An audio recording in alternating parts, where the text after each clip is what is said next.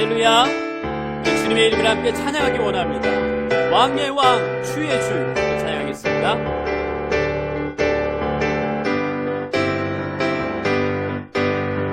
왕의 왕, 주의 주, 하늘과 땅과 모든 것 지으신 주, 영광 돌리네.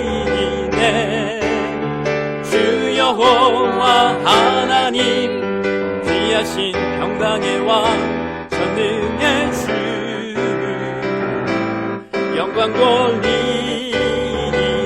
주께 영광, 주께 영광, 주께 영광, 주께 영광, 전능하신 주께 영광. 다시 한번 찬양합니다. 왕의 왕, 왕의 왕, 주의 주, 하늘과 땅과 모든 것 지으신 주,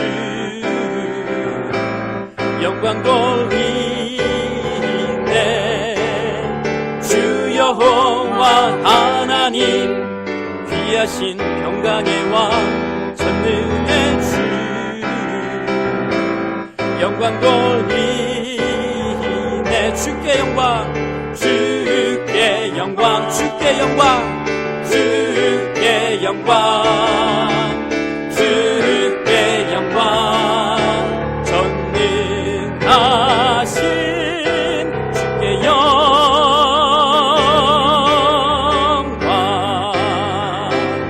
아멘.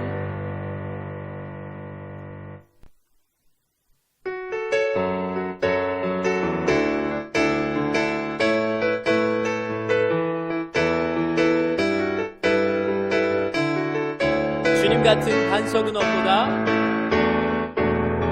주님 같은 반석은 없도다. 찬양받기 합당하신 이름, 찬양받기 합당하신 이름. 변치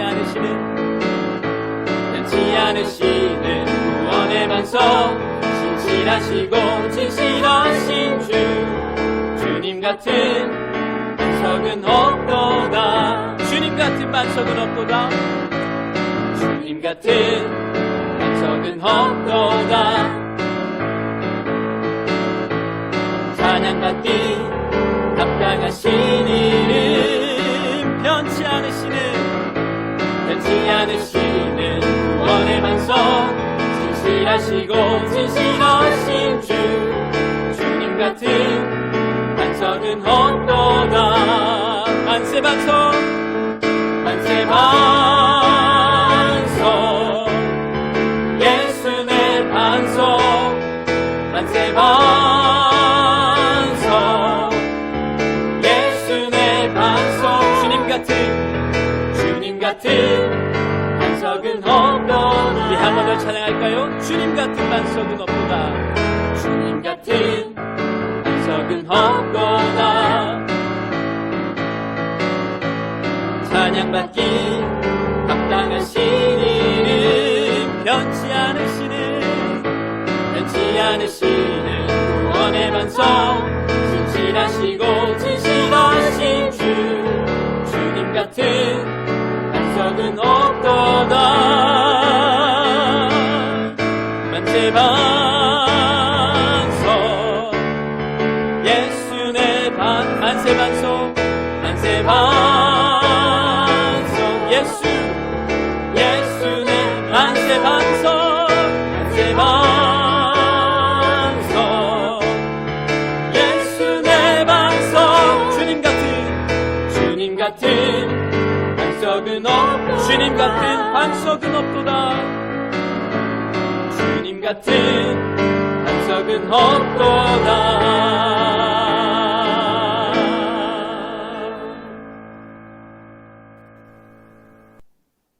반갑습니다, 여러분. 이강선 목사입니다. 지난 한 주 꿈같은 방학의 마지막 주간 잘 보냈나요? 이제 이번 주면 개학인데 여러분은 어떨지 모르겠어요. 좀 더 놀고 싶은 친구들도 있겠지만 목사님이 여러분의 학교에 가서 친구들도 만나고 보다 즐겁게 학교 생활 했으면 좋겠습니다. 우리가 지난주까지는 하나님의 이름과 속성에 대해서 나누었습니다. 하나님은 전지전능하시고 완전하신 분, 그리고 우리를 죄악에서 구원하시는 분이며 우리를 위해 준비하시는 여호와 이레, 승리케 하시는 여호와 니시, 치료하시는 여호와 라파, 또한 평안을 주시는 여호와 샬롬이라고 나누었습니다. 그리고 오늘부터는 우리가 예수님을 중심으로 몇몇 인물들에 대해 나누어 보려고 합니다. 특별히 예수님의 성품을 보면서 우리에게 필요한 모습에는 어떤 것이 있는지 함께 고민하며 무엇보다도 저부터가 훈련되는 시간이 되길 바라봅니다. 그리고 여러분에게도 좋은 배움의 시간이 되길 바랍니다. 오늘은 그 첫 번째 시간으로 온유에 대해서 나누어 보겠습니다. 성경에 나오는 이 온유라는 단어는 특별히 신약 성경에 쓰여진 헬라어 또는 그리스어라고도 하죠. 헬라 그리스어로 프라우스라고 합니다. 성경에 보면 당시 유대인이 아닌 이방인을 지칭할 때 보통 이 헬라인이라는 표현을 많이 썼는데요. 저들이 사용한 언어입니다. 그리고 역사적으로는 알렉산더 대왕이 유럽 전 지역을 정복하며 한 시골 마을에서 사용하던 이 언어가 전 지역으로 퍼져나가게 됩니다.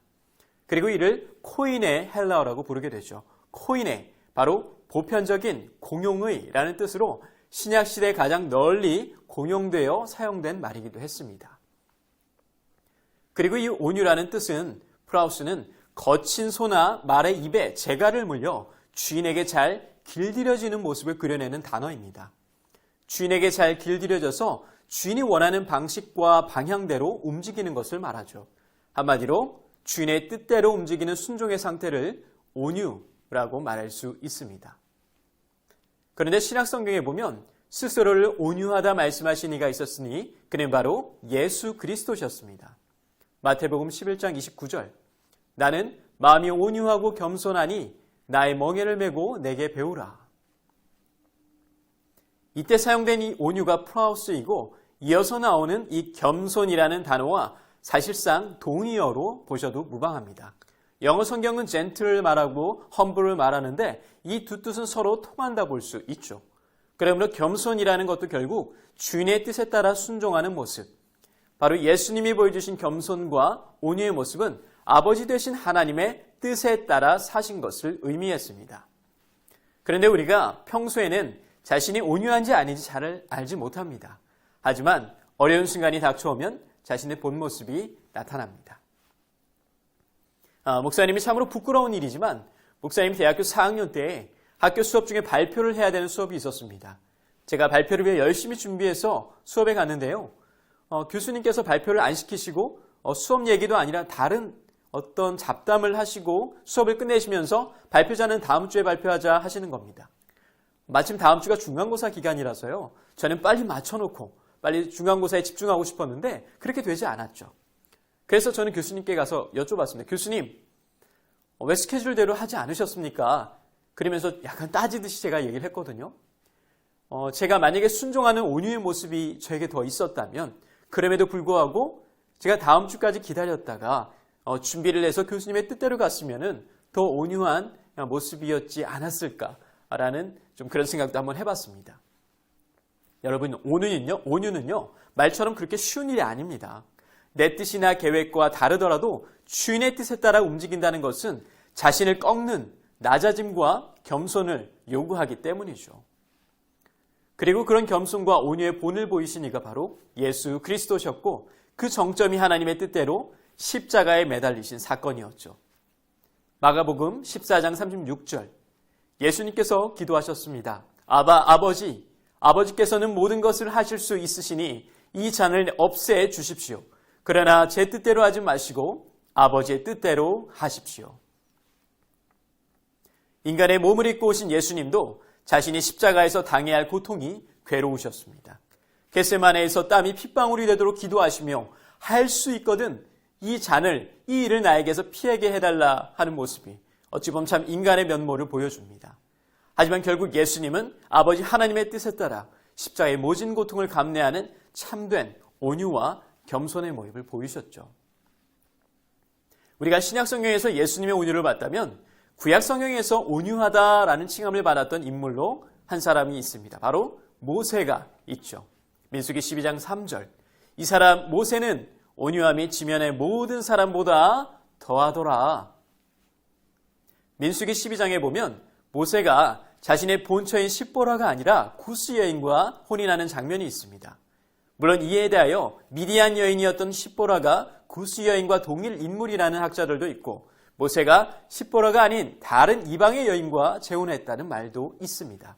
그런데 여기서 중요한 것은 이러한 행동으로 말미암아 모세는 형 아론과 누나 미리암의 비난을 받게 됩니다. 민수기 12장 1절 모세가 구스 여인을 데리고 왔는데 미리암과 아론은 모세가 그 구스 여인을 아내로 맞았다고 해서 모세를 비방하였다. 아론과 미리암은 하나님이 너 모세와만 말씀하시는 게 아니야. 우리와도 말씀하셔 라고 하면서 모세 행동을 거세게 비난했습니다. 하지만 미디안 광야의 40년을 통해 온유와 겸손을 겸비한 모세는 이에 대응하지 않았습니다. 그러니 하나님이 이들을 대응해 주시게 됩니다. 민수기 12장 5절입니다. 주님께서 아론과 미리암을 부르셨다. 너희는 나의 말을 들어라. 너희 가운데 예언자가 있으면 나 주가 환상으로 그에게 알리고 그에게 꿈으로 말해줄 것이다.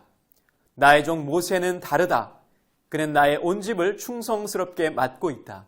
너희는 어찌하여 두려움도 없이 나의 종 모세를 비방하느냐.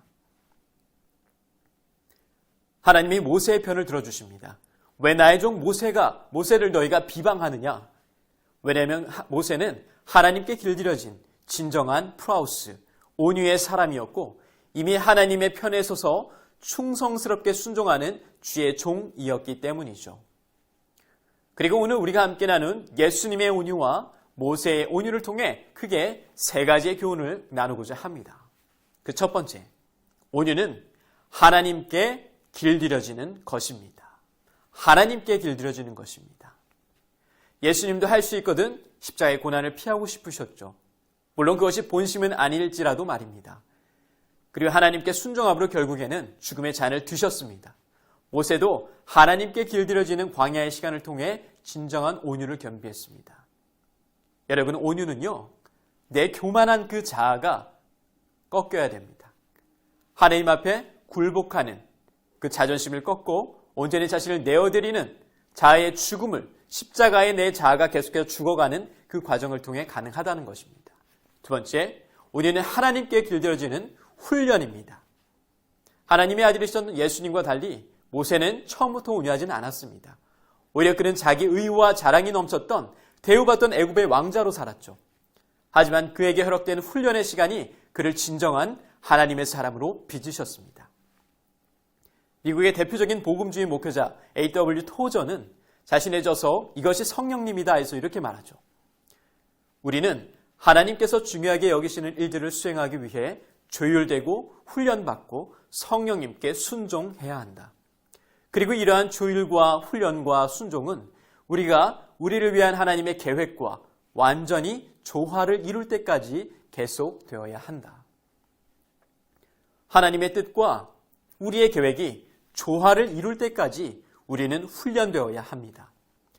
특별히 그것은 온유와 겸손의 자리를 통해 가능함을 잘 기억해야 할 줄로 믿습니다. 그리고 마지막으로 세 번째, 하나님은 온유한 자의 편이 되어 주십니다. 모세는 온유와 겸손의 옷을 입고 주님께 충성하였기에 하나님께서 그의 편이 되어 주셨습니다. 한 걸음 더 나아가 하나님께서는 온유한 자에게 이것을 약속해 주셨죠. 마태복음 5장 5절 말씀입니다. 온유한 자는 복이 있나니 그들이 땅을 기업으로 받을 것이며.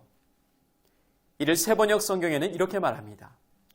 온유한 사람은 복이 있다. 그들이 땅을 차지할 것이다. 하나님은 온유한 자의 편이 되어주실 뿐만이 아니라 그들에게 땅을 약속하셨습니다. 바로 마지막 날에 우리가 경험하게 될 바로 그 새 하늘과 새 땅, 모든 것이 회복되어진 그 완전한 땅에서 자신의 지분을 받고 거룩한 하나님 나라의 땅을 차지하게 될 것이라는 거죠. 제가 더 사랑하고 싶은 여러분, 온유와 겸손은 말처럼 쉽지 않습니다. 많은 대가를 요구합니다. 하지만 그것이 우리를 향한 주님의 뜻입니다. 그리고 우리는 훈련되어서 우리가 귀하게 하나님께 쓰임받는 우리 모든 중고등부 학생들 되기를 주님의 이름으로 축복합니다. 기도하겠습니다. 사랑의 하나님 아버지 감사합니다. 오늘은 우리가 온유에 대해서 나누었습니다. 하나님 진정한 온유는 하나님의 뜻에 따라 길들여지고 훈련되어져서 그 뜻에 순종하는 삶이라는 것을 배웠습니다. 하나님 우리가 더욱더 주님께 순종하는 삶을 살 수 있도록 우리가 다듬어지게 하시고 훈련되게 하시고 빚어지게 하셔서 하나님께서 쓰시기에 참 불편함 없이 우리가 아름답게 쓰임받을 수 있는 그런 모든 우리 중고등부 학생들 하나님 될 수 있도록 하나님 도와주시고 특별히 이제 개학을 합니다. 학교에 가서도 우리 교우들과 친구들과 참 좋은 관계 맺게 하시고 또한 참 본이 되고 또 참 재밌게 즐겁게 공부하며 또 하나님 앞에서 영광 돌리는 귀한 우리 하나님의 자녀들 될 수 있도록 하나님 선하게 인도하여 주시옵소서. 감사드리며 예수 그리스도의 이름으로 기도드립니다. 아멘.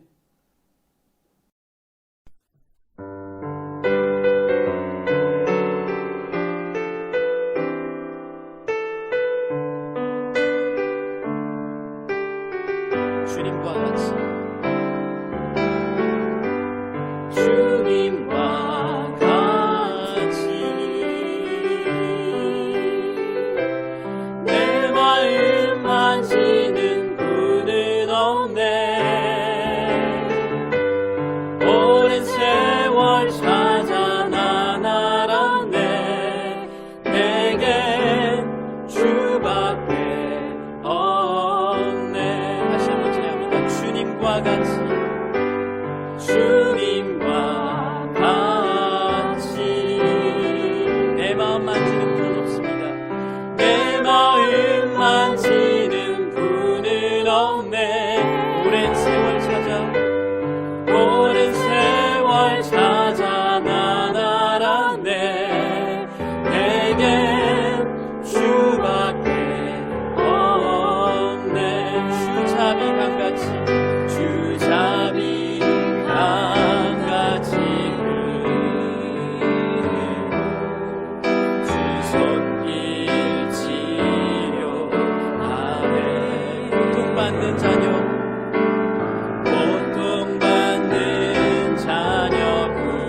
부르시 주밖에 없네. 주밖에 없네. 주님과 같이 주님과 같이 내 마음 만지는 분은 없습니다. 내 마음 만지는 분은 없네. 오랜 세월 찾아 난 알았네. 내겐 주밖에 오랜 세월 찾아 난 알았네.